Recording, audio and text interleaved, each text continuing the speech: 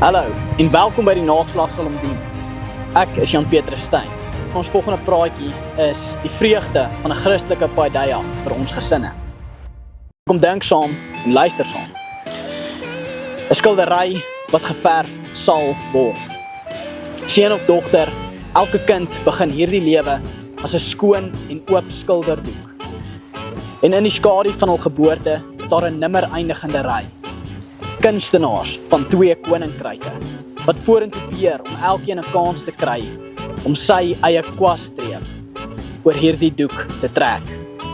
Wil of nie, hierdie skildery sal geverf word. Tot eer of oneer, as meesterstuk of lasterlik, deur 'n blouhaar skreeuende heks met die bloed van ongebore babas, of deur die gordel van 'n liefdevolle pa wat sy seun tugtig.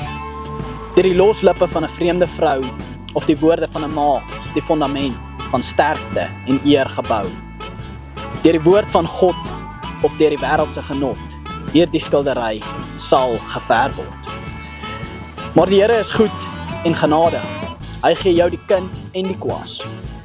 In hierdie nimmer eindigende ry gee hy jou as ouer die voorste plek en hy gee vir jou die beste wapenrusting om jou kind mee aan te trek.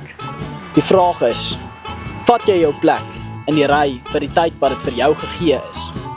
Of laat jy die volgende persoon toe om in jou plek sy streep te maak?